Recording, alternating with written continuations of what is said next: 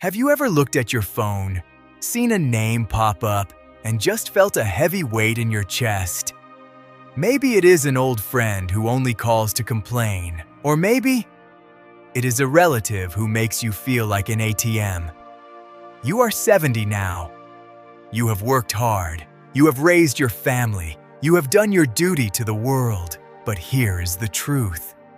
The most precious thing you own right now is your time.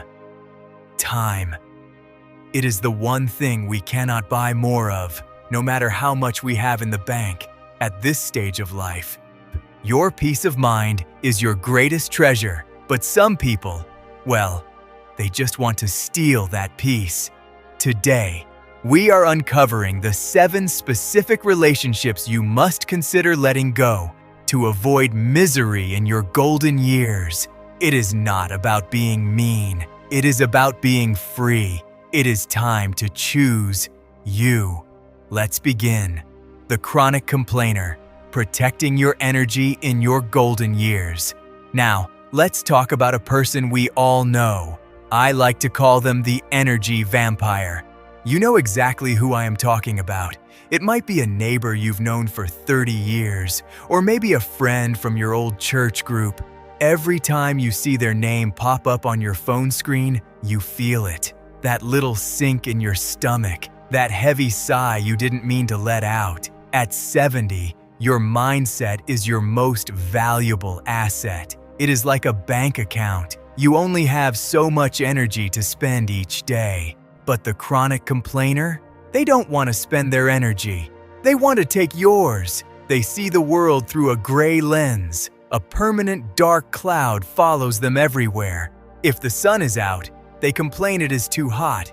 If it rains, they complain about their joints. They aren't looking for a solution. No. They are looking for an audience. I remember a client of mine named Martha. She had a friend she met for coffee every Tuesday at the local diner. Martha realized that after every friendly coffee date, she had to go home and take a nap. She wasn't physically tired. She was emotionally exhausted. This friend would spend 2 hours talking about her ungrateful children, her noisy neighbors, and the terrible state of the country. Not once did she ask how Martha was doing. That is what we call emotional smog. And listen, this isn't just about being annoying. When you are constantly absorbing that negativity, your body feels it. You might find yourself tossing and turning at night. Your chest might feel tight. That is stress. And at this stage of life, we simply don't have room for unnecessary stress. So how do you recognize if this relationship is crossing the line? Well, first, look at how you feel before you meet them. Do you feel a sense of dread? Are you preparing for a battle? Second, listen to the conversation. Is it 90% focused on their problems, their grievances, their aches and pains? And third, notice the lack of balance. Do they ever truly listen to you, or are they just waiting for their turn to complain again? It is okay to let go. It really is. You don't have to be mean about it. Start by setting a time budget. It is a simple trick. When they call, say something like, "Hey, it is so good to hear from you. I only have 15 minutes before I start my walk, but tell me what's on your mind." When are the 15 minutes up? You stop. You politely say goodbye. You can also try to steer the ship toward calmer waters. If they start complaining about the neighborhood, try saying, "You know, I've been really enjoying the new flowers in the park lately. If they refuse to follow you into the light, then it might be time to stop answering every call." It is not about being cold. It is about being healthy. Protecting your peace is the greatest gift you can give yourself. When you stop letting people dump their trash in your yard, you'll find that your own grass starts looking a lot greener. You deserve to spend your time with people who make you laugh, people who make you feel light. Your peace, your health, your joy, those things are worth more than any old obligation. Keep your circle bright. You have earned it. The one-way street. Why reciprocity matters, now more than ever. Now, I want you to take a deep breath and think about your closest circle of friends. We all have that one person. You have probably known them for 20, 30, maybe even 40 years. You have shared so many memories. But lately, you've noticed something. It feels like you are the only one holding the rope. I call this the one-way street. Think about it for a moment. It is a relationship where you do all the calling, you do all the planning, you do all the heavy lifting. If you didn't pick up that phone, if you didn't send that text, would you ever hear from them again? It is a hard question to ask, but at 70, it is a question you must answer. In this season of your life, you deserve to be cherished. You are a treasure. You are not a convenience. You are not just a backup plan when someone else is bored. I once knew a gentleman named Robert. Robert was a retired high school teacher. He had a friend from his old coaching days. For years, Robert was the one who drove across town for lunch. Robert was the one who checked in after every surgery. But one day, Robert decided to wait. He decided to see if the phone would ring on its own. He waited a week, then a month. The phone stayed silent. It was painful for him to realize, but it was also a relief.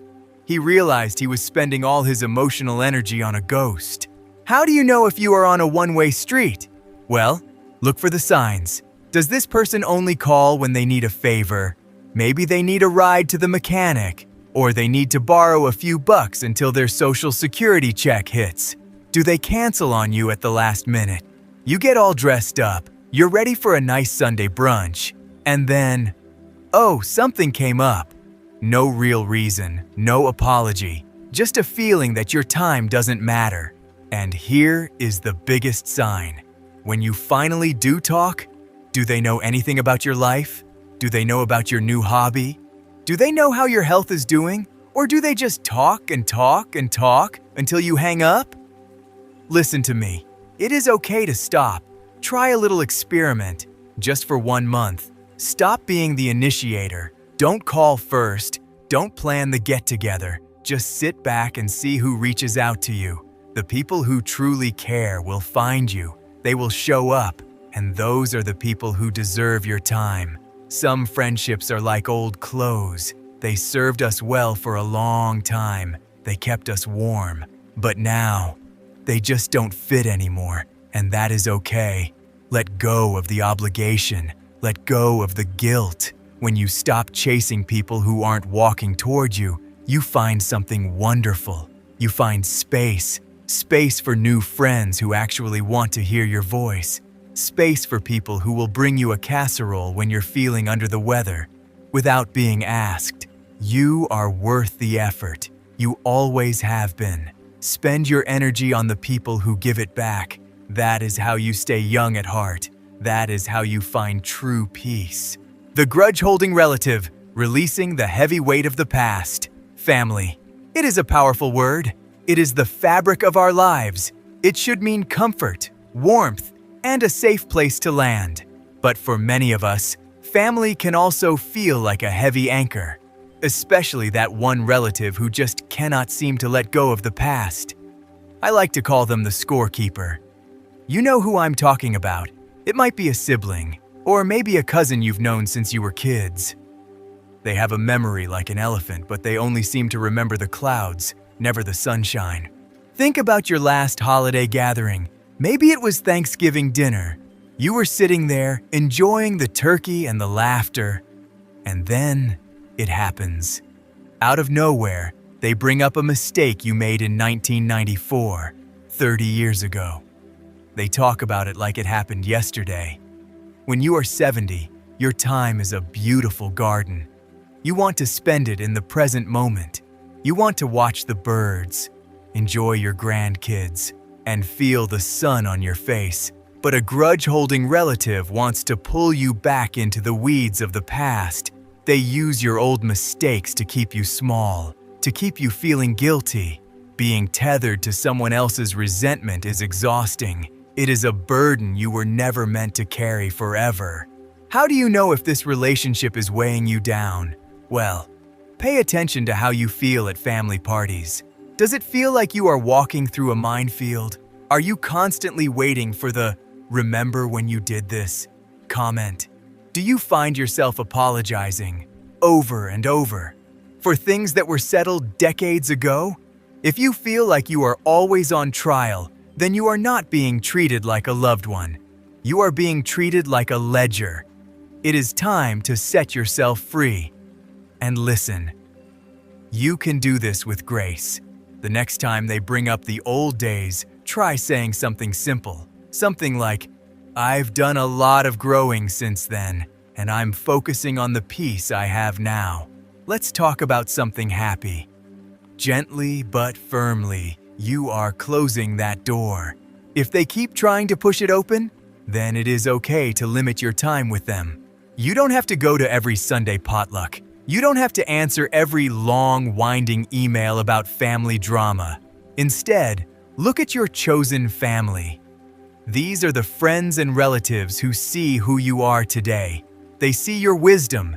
They see your kindness. They don't look at you and see a mistake from 30 years ago.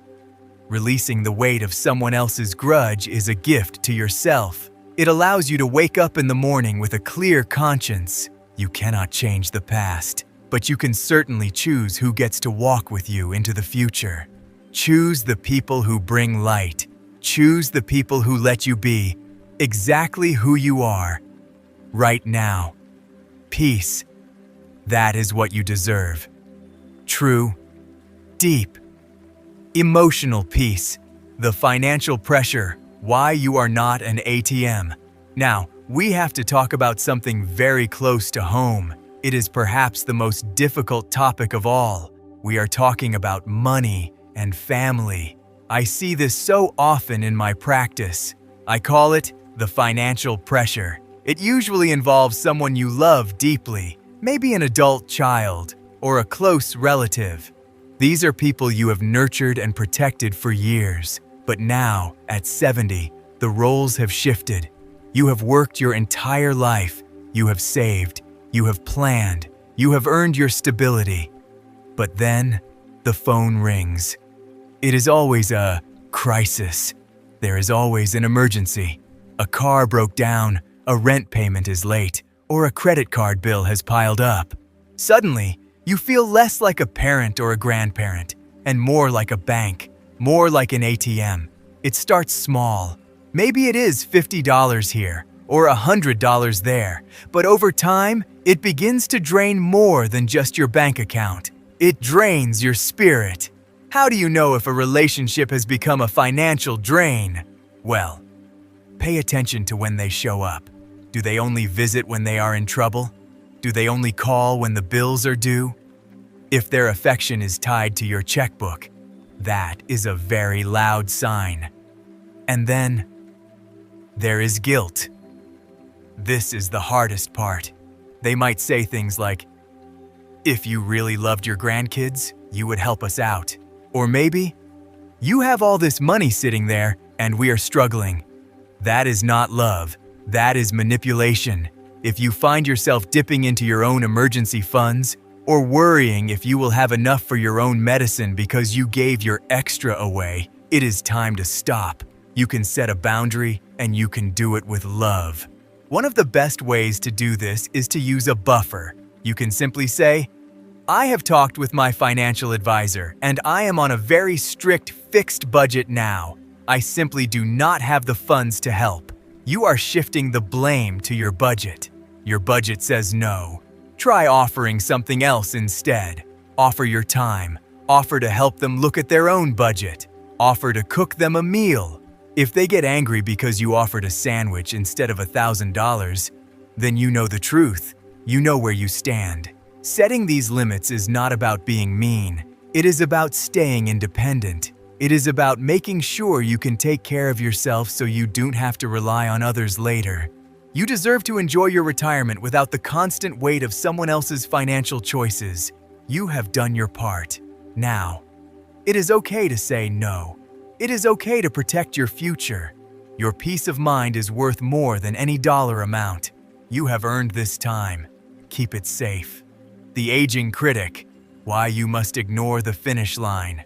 Have you ever noticed that as soon as you hit a certain birthday, some people start treating you like you are made of glass? I call these people the aging critics. They mean well, usually. They think they are being helpful. But what they are really doing is projecting their own fears onto you. They look at your white hair or your retirement, and they see a decline. They see a sunset when you are still busy enjoying the afternoon. Maybe you told a friend you wanted to take that road trip out west to see the national parks. Or maybe you wanted to finally learn how to play the electric guitar. And what do they say? They tilt their head. They give you that pitying look, and they say, "Oh, honey, don't you think that is a bit much at your age?" At your age. Those three little words can be so heavy. If you hear them enough, you start to believe them. You start to feel small. You start to feel ancient. You start to think that maybe, just maybe, your world should be getting smaller. But listen to me. Your age is not a decline. It is a transformation. It is a season of wisdom. How do you spot these critics?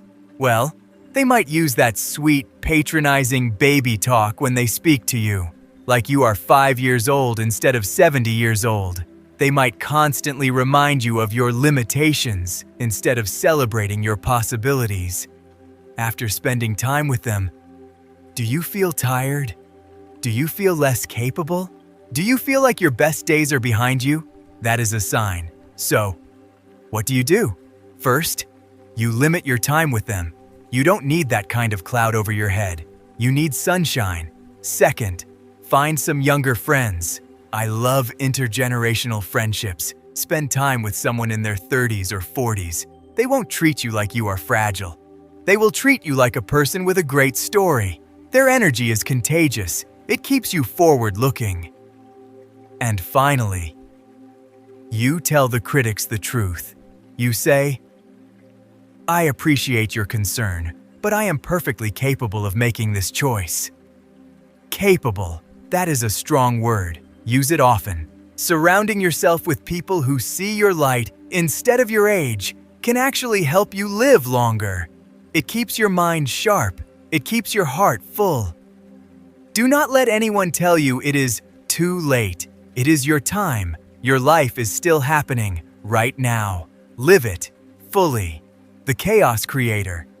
Choosing tranquility over drama. When you reach 70, life should be like a calm lake at sunrise. Smooth, quiet, and very still. You have spent decades working, raising families, and dealing with the noise of the world. Now, you have earned the right to a simple life. But we all know someone who lives like they are in the middle of a hurricane. I call them the Chaos Creators. These are people who always have a problem. There is always a feud, always a scandal, and always a new crisis. And for some reason, they expect you to be their counselor. They expect you to be on call every hour of the day and every day of the week. Now, I am not talking about real emergencies. We all want to help our friends when they are in real trouble. That is what good neighbors do. No, I am talking about the person who makes their own trouble. They have a fight with the grocery clerk or a big blow-up with a neighbor over nothing. And then they call you to vent for 2 hours. When you hang up the phone, how do you feel? Do you feel frazzled? Do you feel wound up? If you feel like your nerves are vibrating, then you are carrying their weight. This is a heavy burden. You are living their drama, even though it is not yours. How do you recognize this? Well, look at the patterns. Every single call starts with a new emergency. But here is the thing, they never actually want to fix the problem. You give them good advice, you give them a solid solution, and they ignore it. They just want to stay in the commotion. They want an audience. It is time to step back. You can try a very simple trick. Just be boring. If you stop giving them big reactions, if you just say, "Oh, that is too bad," or "I am sure you will figure it out," they will eventually go find a new audience. You can also suggest they talk to a professional. Tell them you just do not have the emotional energy to give them the help they need. Go for a walk in the woods instead. Join a quiet reading group. Choose the stillness. Protecting your heart from other people's drama is not just good for your mind, it is vital for your physical health. Your heart deserves to beat at a steady, peaceful, and quiet pace. Choose tranquility. It is the most beautiful thing you can own at this age. Peace is your priority. Peace, that is the goal. Always. The obligation friend. Honor your past, but live in your present. Now, we come to the final one, and this one, well, it is tricky. It is a friend of 50 years. I call this the obligation trap. We all have that one friend we knew back in high school, or maybe you worked at the same company for 30 years. You have so much history together. You have old photos. You have memories of weddings and graduations, and you have a shared life story. But I want you to be very honest with yourself for a moment. If you really look at your life today, what is left of that connection?